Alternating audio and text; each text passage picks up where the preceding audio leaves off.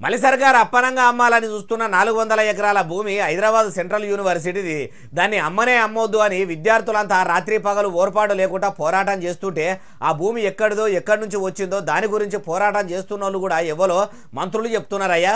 అయ్యా మల్లుబట్టి విక్రమార్క సారు ఇక చెప్పుండ్రి. ఎవరో ప్రైవేట్ వ్యక్తి చేతుల్లో పోయిన 400 ఎకరాలు కాపాడి అక్కడ కూడా ఇటువంటి సాఫ్ట్వేర్ ఇండస్ట్రీకి సంబంధించినటువంటి మన నిరుద్యోగ యువకులకి నిరుద్యోగులకు కొలువులు ఇచ్చేందుకు ఇంటర్నేషనల్ సాఫ్ట్వేర్ కంపెనీ పెడతామంటే అట్టెట్లా పెడతారని కాలడ్డం పెట్టినట్టు కమల పువ్వు పార్టీ వాళ్ళు కారు పార్టీ వాళ్ళు చేస్తురట. మరి మీ ప్రభుత్వం ఎందుకుంది బట్టి సారు అంటే ఇగో ఇట్లా చెప్తుడు. మేము చేసే ప్రతి పని రాష్ట్రానికి ఆస్తులను ఎట్లా సృష్టించడం, సంపదను ఎట్లా పెంచడం. సంపద సృష్టించాలంటే ఉన్న సర్కారు భూముల్నే అమ్మాలనా సారు? పొంగులేటి గారు ఇక మీరు చెప్పుర్రి.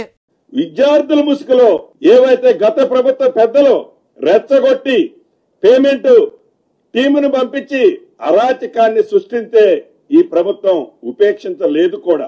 అందుకే కదా సారు పోలీసులు పెట్టి మరీ విద్యార్థులు పోరు చేస్తుంటే వాళ్ళందరినీ గొర్రెలను కదా గొర్ర గుంజుకపోయినట్టే గుంజుకపోయి అరెస్టులు చేయించబడితిరి. మహేష్ కుమార్ గౌడ్ సారు ఇక మీరు చెప్పుర్రి.